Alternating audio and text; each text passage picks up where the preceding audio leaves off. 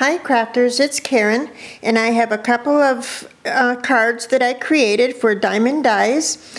They're both very different from each other. The first one, I guess, is a Valentine's card.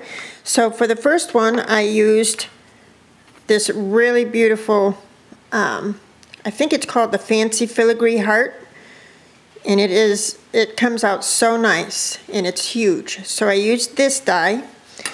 And I also used the word set number 1, and this has all kinds of appropriate words for Valentine's. Love, always, forever, XOXO. Just a lot of good selections within this set. And see how nice they come out? Really sweet. So I used those, and I also used the Nature's Flourish die, which is this one. Really cute. So here is my card.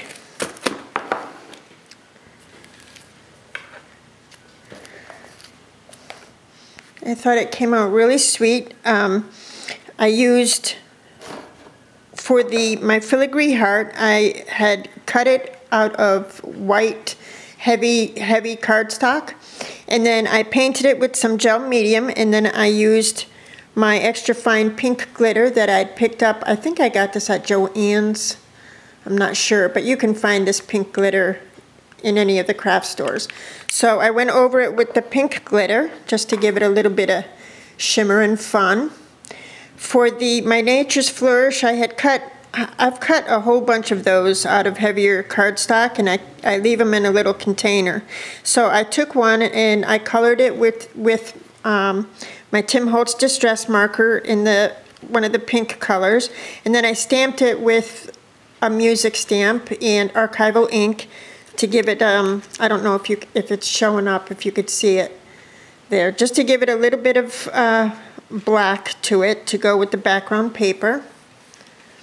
My card base is the heavier 110-pound cardstock that you could find at Michael's, and I just cut it down to 5.5 by 5.5 size, and I did some layering. Over here is a sweet little doily crochet piece that I received in a rack, and I used these flowers from my stash. And for the inside, I used my punch. This is a Fisker's punch to create this shape, and then the Love Always is from the word set number 1, and I stamped it with the music stamp so that there would be a little bit of black to it to go with the background paper. I thought it came out really cute, and I covered the back as well. So that's my first Valentine's for the year. Really fun. I love this heart shape. It comes out so nice, and I've also embossed it before, and it just comes out so nice. So there's the first card. For the second card, I went with more of a mixed media feel, and I used my Prima Epiphany paper for it. This is really, if you really love mixed media, this is a awesome pad to pick up. So I used this. I also used the word set for this next card.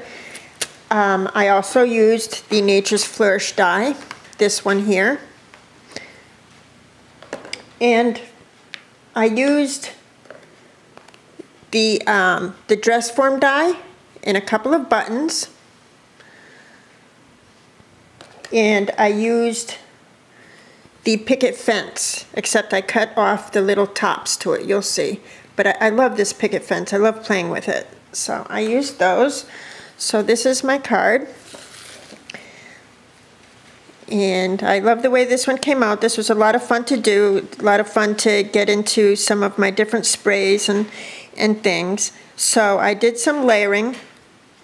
Again, the card base is the 110-pound cardstock from Recollections, and I did some layering. For this top layer, I backed it with some chipboard so that it would be a little more dimensional.